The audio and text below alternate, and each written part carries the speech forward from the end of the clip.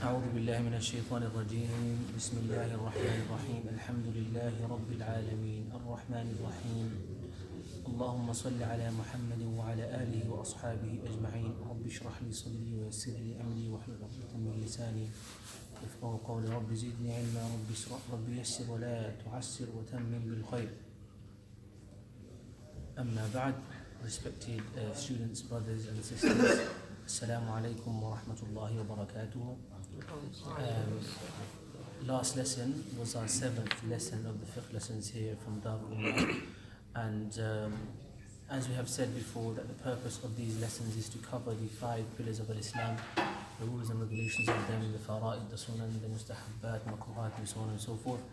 And last, and we're covering the book Maraq al-Sa'adat, the English translation of it, Ascent to Felicity. And last lesson we reached up to page number 59, which brought us to the end of the bab, or the chapter of Hayd, Istihada and Nifas. And today inshallah we'll be talking about Aqsam al-Najis or Aqsam al-Najasa or Aqsam of filth, the types of filth and the purification from them. Okay, so there are different types of filth, of dirt, of things that make you dirty. And what are the different types, and how do we go about purifying ourselves from those filths so that we can be ready and purified to do our ibadat like salah, hajj, and so on and so forth. Filth, najasa, and 59, page number 59 at the bottom of the page says filth, najasa is of 2 types: heavy, mughallada, and light, mukhaffafa. Okay, filth or najis is of 2 types: mughallada, najasa al-mughallada, and najasa mukhaffafa, heavy and light. On footnote number 137, it will tell you that this distinction is only with respect to the amount of filth that is excused for the ritual prayer salat. Okay, so mughallada and mukhaffafa, the distinction between them realistically is basically really seen when it comes to how much of it is allowed or how much is forgivable for it to be on your body while you're praying. Okay, how much is excusable? It's not about saying, oh, is it pure or is it not pure? They're both bad, they're both impure, but the difference is how much of it is allowed to be on your body and your salah will still be accepted. So aside from that, both types are equivalent in rendering liquids impure by mixture and in the method of purifying substance. Aside from that, both types are equivalent in rendering liquids impure by admixture and in the method of purifying substances rendered impure by them. So basically he's saying to you that the difference between mughallada and mukhaffafa filth, the 2 types, is just about the amount that you are allowed to be wearing or allowed to go on your body as you are praying. As for if it was to fall on your water or in your water, they would both still make it impure, so on and so forth. Inshallah we'll understand more. So it says heavy filth includes, as in najasa mughallada, the heavy filth includes spilled. Number 1, spilled blood. So blood that flows is considered to be najasatun mughalladatun, and on foot number 132 it will tell you that is from all animals including humans, i.e. if it flows. The following, however, are cases in which the blood is not impure. So there are some cases in which blood is not impure, not najis.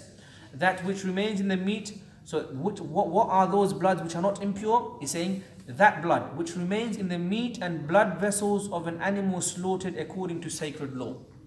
Okay, so now for example, you have slaughtered a chicken or a cow or a sheep, and all of the blood, or as much blood as possible, has come out of the throat or wherever you cut it, obviously throat that is, and there will still be some blood remaining within the veins.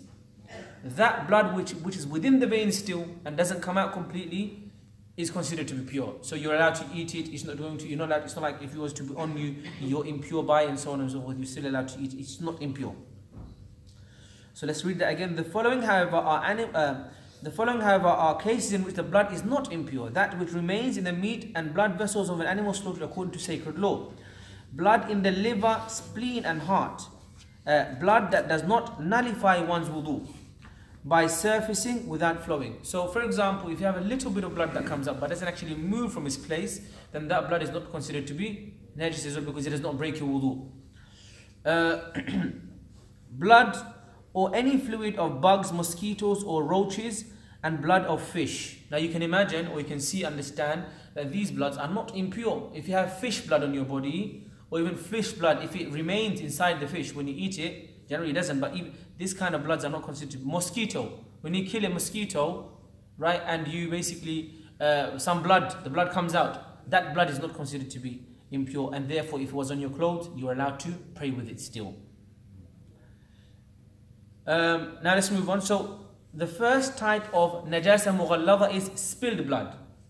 Okay. Number 2 is feces, as in that explains it. This includes feces of any land animal, predatory or otherwise. So this means that stool, feces means stool. Stool is considered to be a najasa mughalladha, and therefore you cannot, obviously it's impure. So therefore you tell you how to purify yourself from these, inshallah. But first we're just understanding the different types of najasa. The third one is wine or khamr, is of course is impurity, and number 3 was wine, and number 4 is sperm or sexual fluid, many. Light filth includes the following. So now we've spoken about the najasa al-mughalladha, the 4 types is said, and then now is going to be talking about the najasa mukhaffafa, the light filth, the type which is considered to be more light than the first type. Urine of animals whose meat is permissible to eat. Urine of animals whose meat is permissible to eat. Now, I think all of these, they have a lot of footnotes with them, and they're very, very important. So let's quickly read, for example, when he says to you, on the third point about the third thing that's najasa mughalladha, it says wine, khamr. On 140 it will say this also includes all intoxicating drinks. So it's not just wine, but any intoxicating drink, if it's on your body, is also considered to be najis, and therefore it's basically najasa mughalladha. Sperm or sexual fluid, many. 141 it says to you, anything whose exit from the human body necessitates wudu or ghusl is deemed heavy filth, including blood or pus that flows. Urine, feces, sperm or sexual fluid, many. Pre-sexual fluid, madhi, white, murky fluid that accompanies urination in men. Wadi, the blood from menstruation. Hayd, postnatal bleeding. Nifas, or dysfunctional uterine bleeding. Istihadha, and a mouthful or more of vomit. So these are all considered to be heavy filth. All of these things that we've just mentioned now. The blood from hayd and nifas, a mouthful of vomit. These are all the najasa al-mughalladha. Okay. Now we're saying obviously that we moved on to the light types, the najasa mukhaffafa. The first one is urine of animals whose meat is permissible to eat. 142 will tell you, such as deer, sheep, goats and cows. Now it doesn't mean that if the urine of a sheep or a cow was to fall inside your drink, you're allowed to use it or drink it or purify yourself with it. All it means is how much of it is allowed to be on your body as you pray. It's going to come and explain, inshallah.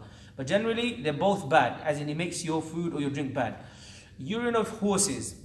Dropping of birds whose meat is not permissible to eat.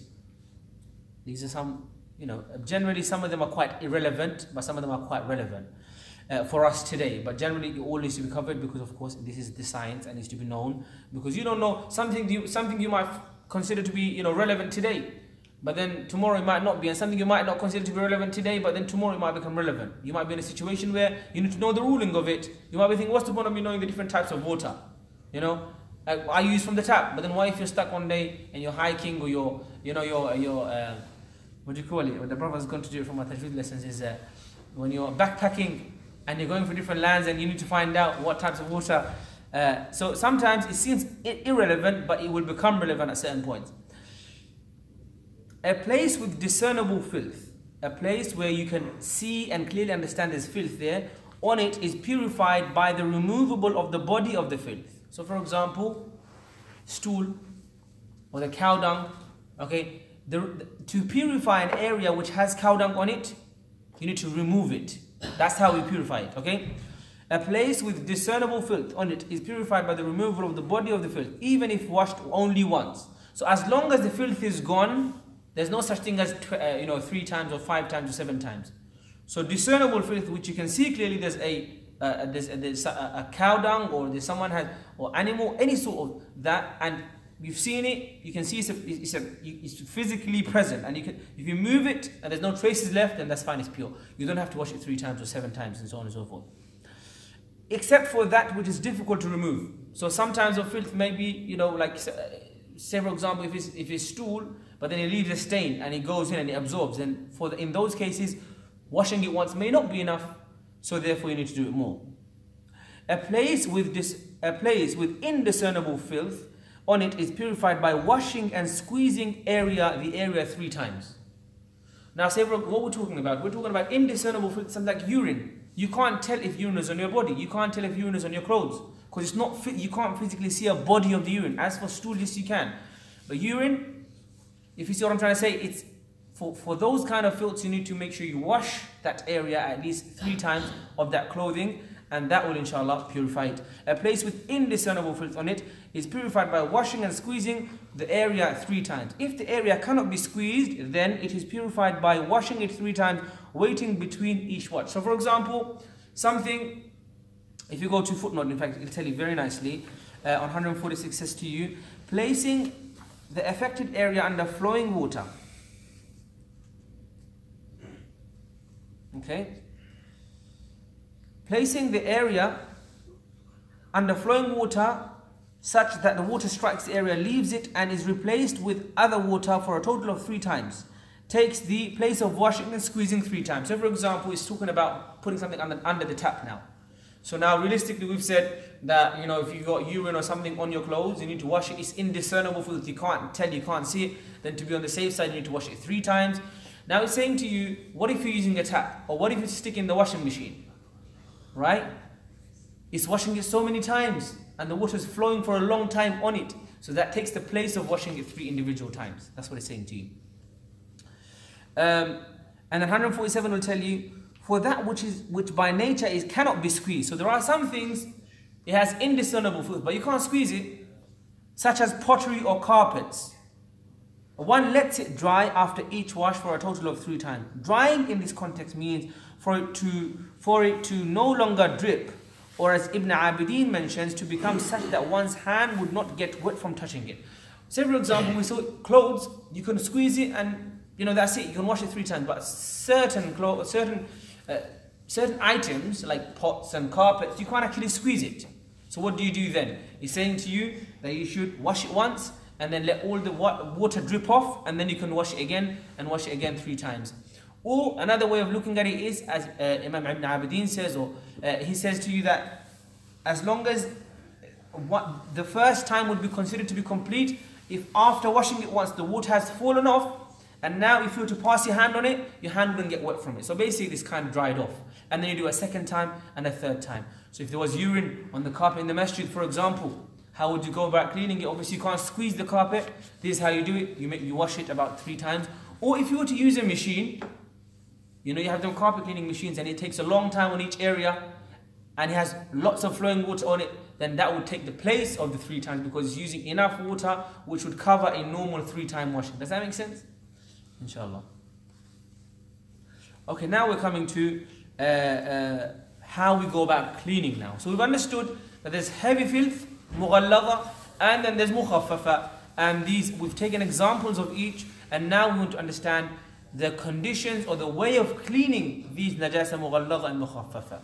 The amount of heavy filth. First we're going to talk about, so we've spoken about how we clean it. Now we're talking about how much of it is allowed to be on your body as you pray, or on your clothes, or how much of it is forgivable or pardonable. We're not saying that if you have urine or if you have feces on your body, that if you have, as long as it's within the legal restrictions. We're not saying that go out there and start praying like that, because it's still preferred for you to wash and wear very clean clothes and to wear very nice clothes. Allah subhanahu wa ta'ala says in the Quran that Ya bani Adam khudhu zinatakum 'inda kulli masjid. That when you go to the masjid and when you go to salah, then beautify yourselves, purify yourselves, make yourself look good, because you're going to a very beautiful place, a place of ibadah. So these are of course the technicalities. The amount of heavy filth that is excused for the sake of the prayer is the size of a dirham, silver coin. 148 will tell you that is the surface area of the inner concave circle of the palm. So this much, see the middle of the palm, if that much of a heavy filth was on your clothes or on your body, then that would be excused for you to pray with. Say for example, you are a farmer, or you are a cowboy, or you look after animals and you want to pray now, and you have X amount of heavy filth on your body, on your clothes, on your trousers, on your garment, if it is within the amount of the center of the palm, a 50p coin, we say. A dirham is around a 50p coin. As long as it's less than that amount, then you can still pray in that. Okay? Because as a farmer, as someone that's looking after animals, spending a lot of time with animals, you are likely and bound to have some sprinkles or some touches of filth from the cow dung or whatever it may be, and therefore that's excused. But even if you're not a farmer, it's still okay, it's excusable. The size of a dirham silver coin, the amount of light filth that is excused is less than a fourth of one's entire garment. Now we've said that there are two types of filth, najasatun mughalladatun, and we've said the examples of these, or amongst them are spilled blood, feces, wine and sexual fluid or sperm. And the mukhaffafa, we've said the example, urine of animals whose meat is permissible to eat, urine of horses, dropping of birds whose meat is not permissible to eat, and these are some of the examples, right? So the amount of heavy filth, or the first type that's excused, is as long as within less than a 50p coin. If you have that on your body, you're still allowed to pray with it. Doesn't mean you should go out there do it. If you have alternative clothes, of course you would do anyway, but try to make sure at least you're wearing something that's better. And this is obviously, we should always go for the safer option, especially when it comes to salah. The amount of light filth that is excused is less than a fourth of one's entire garment. Now, light filth, okay, or najasatun mukhaffafatun, urine of animals whose meat is permissible to eat. For example, cow. Okay, now you have a shirt on. Okay, 1/4 of that shirt has touched cow urine. Okay, it's saying here that as long as the amount that's been affected by the najasa mukhaffafa is less than a quarter of the entire garment, then that's fine. You can still pray with that. Okay, so you can see that mughallad and mukhaffafa, there's a clear difference. Mughallad is more heavy and the rules are a bit more strict with that. But when it comes to mukhaffafa, it's a bit more lenient because the impurity isn't as serious or severe. Does that make sense? So therefore, if it was to be as long as within the limit of 1/4 of the clothes, and there is another opinion that will say to you, and it's in the footnotes, that says to you that as long as it's less than any one of the parts of the cloth, let's read it, because he will say it to you better than I can. And I think reading it out, because it's in your book, you will make it a bit more. 149 says to you, there are two oppositions on this matter. The amount excused is 1/4 or less of one's entire body or garment, as inserted in brackets above, or two. There's the second opinion, the fourth. The first opinion we've heard on the main writing itself. Now we're coming to the second opinion, 1/4 or less of the limb affected, such as the hand, foot, etc. Now say for example, the urine has come onto your arm or your hand, okay? As long as it's less than 1/4 of that particular limb. And same thing with another part, as long as it's less than 1/4 of that particular limb. Does that make sense? So if it's less than a quarter of those particular limbs, then it's still allowed. That's second, they're both correct. And some of the mashayikh in the madhab have also preferred the second opinion. But generally, as long as the impurity is not more than 1/4 of your body or your clothes, then you are allowed to pray in that amount. And this is very, very relevant to people that are working with animals or working in farms, or even when you're slaughtering animals, Qurbani times, when you go to travel, and so on and so forth. So it's all relevant, inshallah. Now here's some good news. Light spray of urine is excused if the size of each dot is no larger than the head of a pin-sized needle.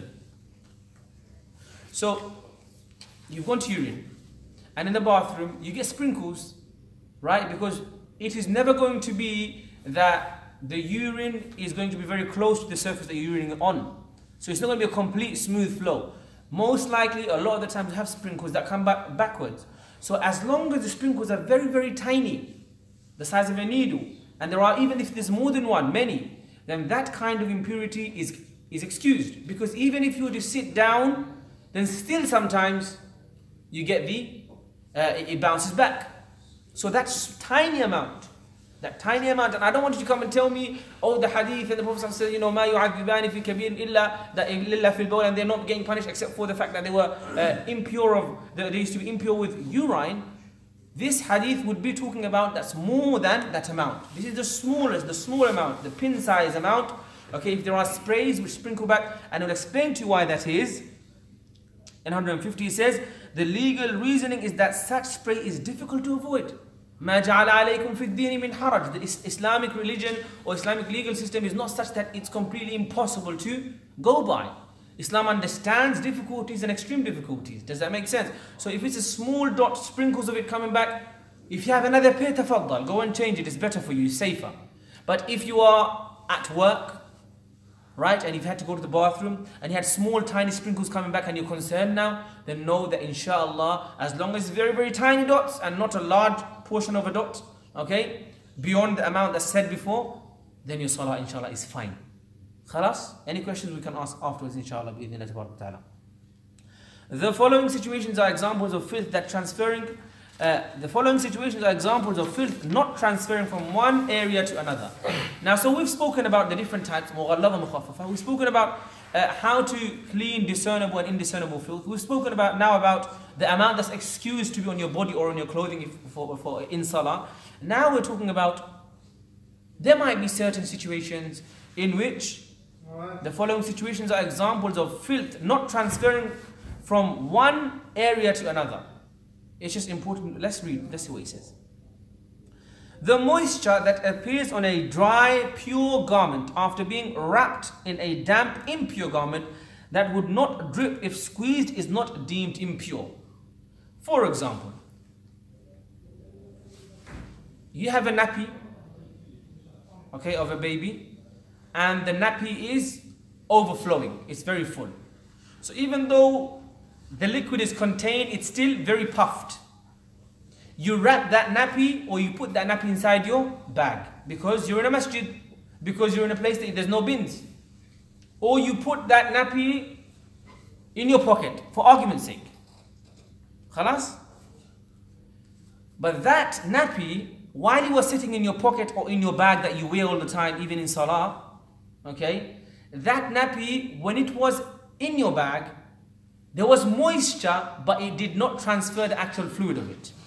Does that make sense? It's just like the, like the condensation of it would have touched it, but the fluid itself wouldn't have been transferred. So the moisture is not considered to be, let's read it once more, the moisture that appears on a dry, pure garment. So you've wrapped it around. You've got a towel, a clean towel, and you've used that to wrap another dirty towel. And there was some moisture, but then when you got the pure towel away, it was the impurity or the urine, whatever it was, wasn't so much that if you were to squeeze it, some would come out. It was just moisture. Khalas? That's considered to be that the impurity hasn't transferred. Whereas if the impurity was to transfer and you could squeeze it out, that means the impurity has transferred and now the other clothing has also become impure. We're following inshallah? A wet, clean foot that steps on impure ground without any trace of filth appearing on the foot is not deemed impure. Say for example,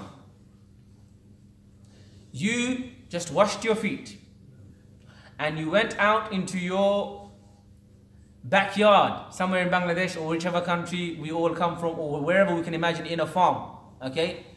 And there was some filth on the floor. Say for example, for argument's sake, dried cow dung, for example. Right? There could be cases where you step on it, but your foot is still clean. You can imagine that? It can happen that there is impurity on the floor, but if you were to step on it, your foot would not absorb it.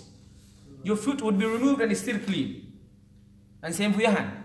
So in that case, as long as the filth has not attached itself to your foot or your hand, you're fine. Again, if you can wash your hand, go ahead. Safer options. A damp, pure garment that is placed on impure ground without any trace of filth appearing on the garment is not deemed impure. For example, your towel. A damp, pure garment. Your towel, you've just wiped yourself after a shower and you think that the floor of the bathroom might have impurity on it because kids come and they go use the bathroom and there's a possibility that it might be impure, therefore you wear sandals. So a damp pure garment that is placed on impure ground without any trace of filth appearing on that garment. So you use the towel, it's damp now because you just wiped yourself with it. You put it on the peg, accidentally it fell on the floor. You pick the towel up again, but you can't see any traces of any urine or any stool or anything that's impure on it. And it's just still damp as it was before when you're using it, after you used it. That towel is still pure. Are we following? So a damp pure, as long as you followed and you've understood, that's fine inshallah. The body of one who sleeps in dry impure garment which becomes wet from his sweat without any trace of filth appearing on his body is not deemed impure. Let's understand what it's saying to you here. It's saying the body of one who sleeps in a dry impure garment. So, your clothes are impure. Okay? But you're pure. Okay? For some argument's sake, you ran out of clothes that night. And the only clothes you had was some impure clothes. And you don't want to catch a cold. You want to go work in the morning and so on and so forth. So you wore these impure clothes. And during the night, you felt very hot. You started sweating. Okay? So, you're sweaty now. Okay, let's read it once more. The body of one who sleeps in dry, impure garment, which becomes wet from his sweat, not because of the clothes that he's wearing, without any trace of filth appearing on his body, is not deemed impure. So nothing of impurity has transferred from the dirty piece of clothing onto your body, with just your sweat. Okay, and in that case, it's fine. Okay, example to be a bit more clear. You've got. Shall I see an example? It's a weird situation.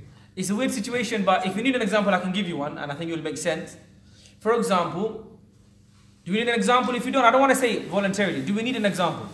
No. No? Khalas, as long as you understand, it's fine. Because then we'll have to talk about, as long as you understand. The point of fiqh is to understand. Khalas, as long as you're sharp, inshallah, is good.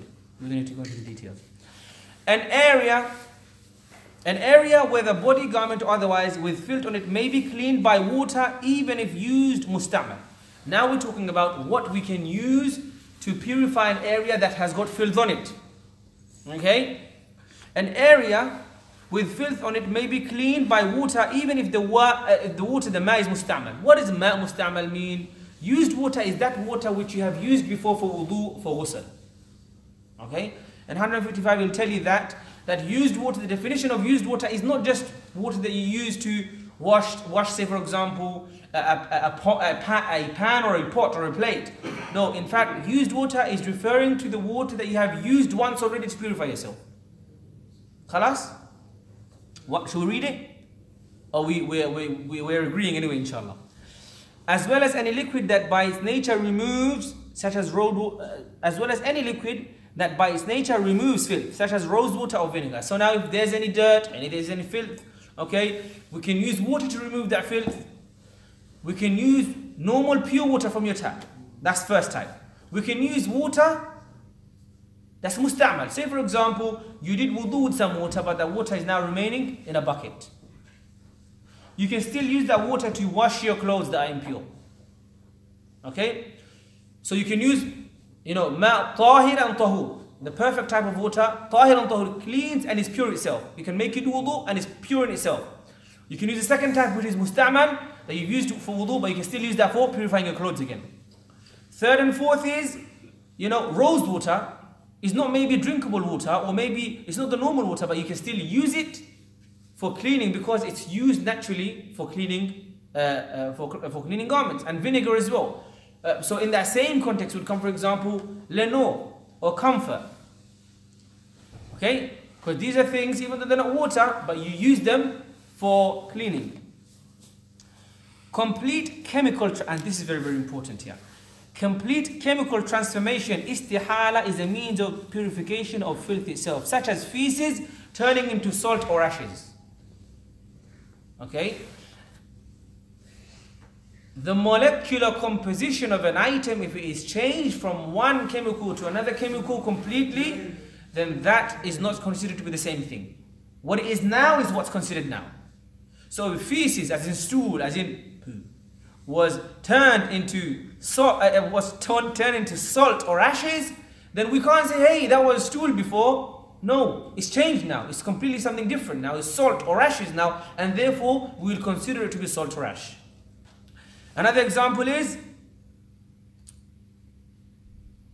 157 on the full, I will say to you, or like grape juice, which is pure, transforming into wine. Now it's impure. So grape juice was pure. Transforming into wine, it became impure. Then from wine it turned into vinegar, it became pure again. Go on. Does it count like if you had like bird from the coat and it became dry and then you could scratch it off and it fell off? Does it? See, that would go under the first part when he says to you the discernible filth. He says to you on page number 60, in the middle of the page it says, a place with discernible filth on it is purified by removal of the body of the filth, even if it's washed only once. So as long as you can remove it and the filth is gone, that's fine. But here we're talking about an item changing into another item. Grape juice. You leave it old enough or long enough, it will turn into wine. And there's a way of doing it. Date juice. Leave it for long enough, you turn into wine. Now, when it's turned into wine, we can't say, hey, that's date juice. So it can't be haram, it's date. Date is pure. Date is halal. No, it's not about what it was, it's about what it's transformed into. But then someone got some alcohol or some wine, and they made it into vinegar. And now they want to use it for drinking or for whatever they want to use it for purifying, for cleaning. You can't go to them and say, hey, that was alcohol before. Because the chemical composition or what it is chemically has changed completely. And this is very important in so many different things. And we can imagine, say for example, White wine vinegar.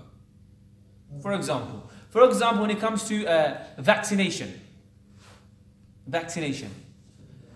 there was some concerns from some, Muslims and some scholars even, that the vaccination that children take at age 1, 2, and 3, they have different things inside them.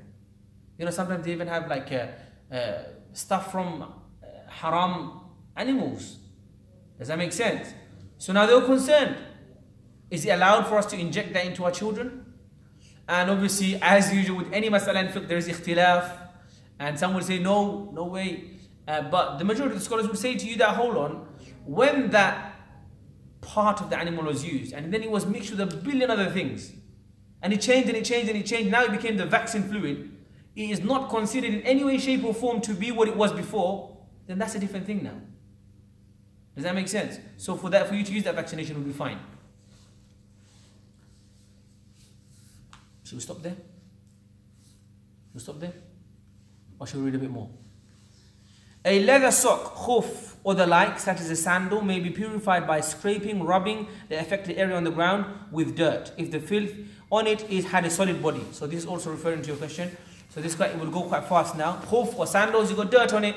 You walked into something and there was some cow dung or someone forgot to remove the dirt in the park. As long as you can move it, the filth with grass or whatever, or a cloth, then that's fine, it's good.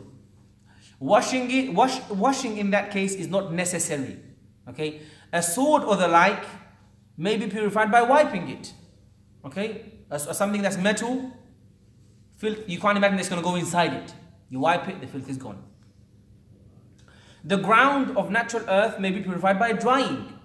So the ground, someone urinated or whatever they done in it, there's some filth on it. How do we go about cleaning the earth? Well, as long as it's dry, inshallah it's pure. Okay? As long as no trace of filth remains visible. Can't say it's dry, but I can see something's going on here. Khalas. For the sake of praying on the earth. But its dirt may not be used for tayammum. So when you're doing tayammum, please make sure that the dirt that you're using, the earth that you're using is actually pure. No one's urinated on it before.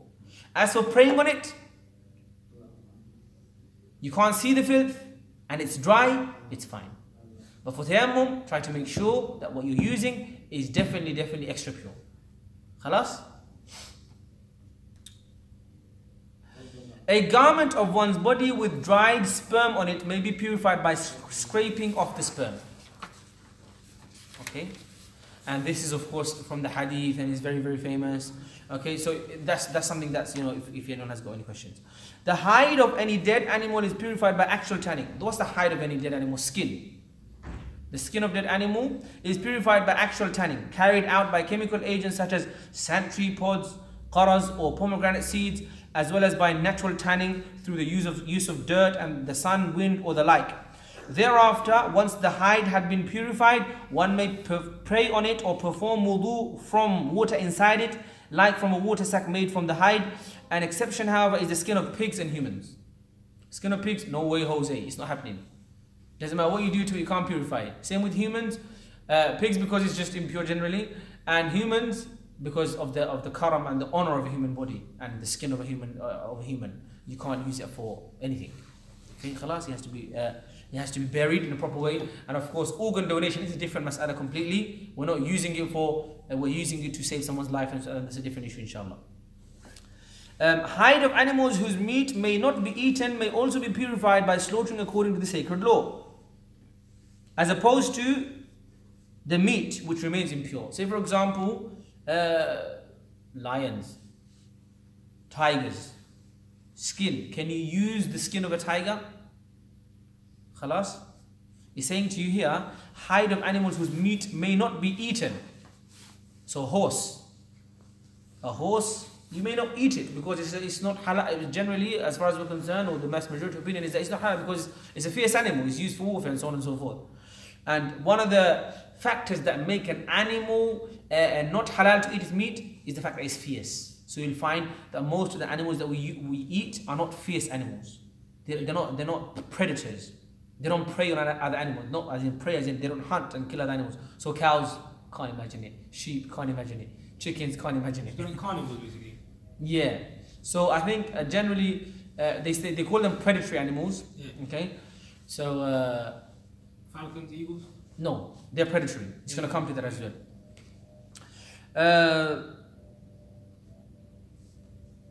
Hide of animals whose meat may not be eaten may also be purified by slaughtering according to sacred law, as opposed to the meat which remains. Now, this is very, very impure. This is very, very important because it's saying as long as it's slaughtered according to sacred law, even if it's tiger skin or horse skin, whatever it may be.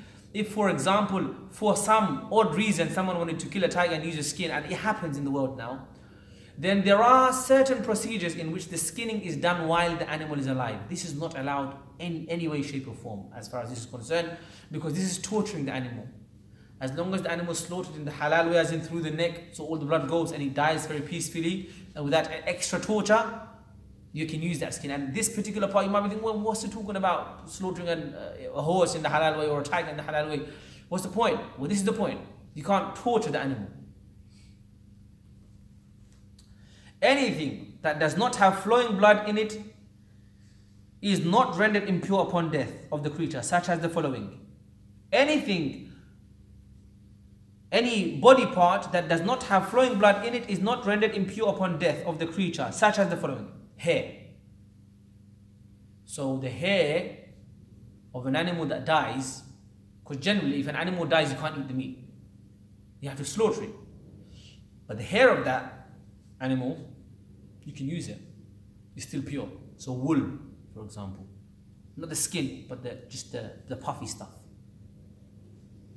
Cut feathers as opposed to plucked ones, the end of which are impure. Cut feathers. So cut is just, pluck is like literally pulling it out from the roots. The horn, the claw, bone, as long as there is no fat on it. A deer's pouch of musk, like the musk, a deer's pouch of musk, like the musk itself, is pure and may be eaten. The same ruling applies to civet, zabad, and I think civet is another animal. What about leather? What about it? Isn't it made from cow skin?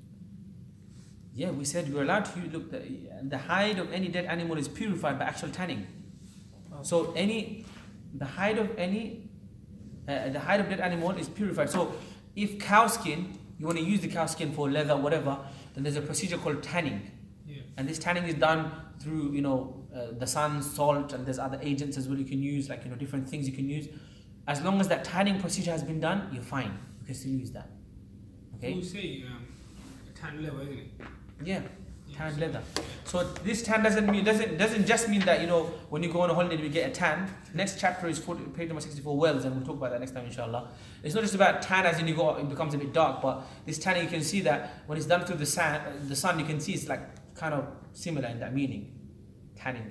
But the procedure is the way to purify the skin of an animal if you want to use it. And of course, like we said before, human skin you cannot purify it. No, it's pure, but you can't use it because it's too honoured.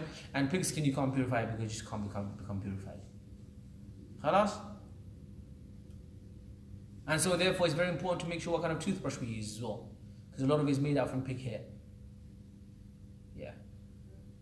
So be careful, inshallah. But generally, these are the rules, and of course, these are just introductions, and we don't want to spend too much time on this because this is just we're studying these chapters because it's entailed and connected to salah. Okay, and after a few periods, inshallah, and then by next lesson we'll be in the salah, the ritual prayer itself, the fara'id of salah, and the sunnah of salah, inshallah. Okay. Any questions? Just one on the indiscernible filth. So when you're washing it, so say for example you know the filth is somewhere in this bottom half of the region, do you just wash that or do you wash the whole garment? So the one that's the light filth. If you know where it is, Roughly, then you'd wash that part. But if you're not sure of where it is, the whole thing, yeah. For example, if someone's like a baby is weed while he's sleeping on the bed sheet and it's become dry and you don't know, but you can smell it, the whole thing. Yes. Like for example, you're in a park and then a dog comes up to you and it licks your trouser and it leaves like a little dot. Like if you haven't, like, what do you do? So yes, so you would go and follow the rule of the amount. Okay. But generally when the dogs lick, they don't lick. Just. But the argument, I know it's relevant, but it's rare. It's rare. And if you were to be licked by a dog, then it's better to wash it. But then of course there are ulama that will talk about making life easy for people that live in the West. Because there are scholars that live in the East, in Muslim countries, and they're concerned about the situation of the Muslims that live in minority populations, as minority populations in non-Muslim countries. And therefore, the rulings that we adhere to here may be different from those that are in Muslim countries. So some scholars are a bit more lenient, maybe, in those opinions. But generally, we need to bear in mind that a dog coming to lick you is not a normal... do you know of anyone that's been licked in the park by a dog? Like personally, have you been licked yourself? My friend was. Your friend. So it's kind of a rare case. In which case you should just wash it. It's better just wash it. But if it's of a tiny amount, then of course it's... He was on a trip and he just washed it with like a bowl of water. But how much should he have used? As long as you can rinse it enough times. As long as you can rinse it 3 times, and some will say 7 times. So be on the safer side. Yes. Obviously, I came late. You were there, but you came into the lesson. Yeah. But what if, for example, you are in the gym now, you're sweating really bad, it's time for prayer, but you had wudu before you went to the gym? Sweat doesn't break your wudu. It doesn't? It doesn't break No, your wudu. even it's like a massive amount, like in the gym. Even if you're dripping with sweat does not break your wudu. But then, of course, if you can, get rid of your sweat, purify yourself, make yourself look nice, to follow the ayah in the Quran, خُذُوا زِينَتَكُمْ, beautify yourself, make yourself smell nice. The sunan of Jum'ah, you can imagine that the sunan of Jum'ah or Eid is pretty much you can repeat in every salah to make it more perfect. So make sure you're clean, you're feeling clean, your clothes are clean, you're using itar, you've used miswak, you've brushed your teeth. These are so important because a lot of the time you come to the masjid and it's one of the stinkiest places. You go to so many different places, especially living in like countries like these in the West, and it's so nice. Like you can even go to, like even if you were to go to a pub, you'll be so nice and clean and smelling probably even nice, God knows. But then when you come to a masjid, sometimes it's so stinky, and it shouldn't be the case. And it's not necessarily the masjid's fault all the time. A lot of the times, the dirt is brought in by musallis. And how many times are you supposed to clean the masjid, right? If you're gonna have stinky socks, then that's gonna affect the whole masjid. You're gonna walk around. If you're going to have bad breath, it's going to affect the whole. If you're going to have extra sweat on your body, it's going to affect the whole masjid. These are things to bear in mind. I'm not saying don't come to pray if in that case. All I'm saying is try your best to make sure you're doing something about it. Even wearing extra layer of clothing, that would be helpful. Maybe not for yourself, but for others. Right? So if you're sweating a lot, wear a jacket. I know you make you sweat more, but at least other people will not be disturbed by your sweating. Khalas?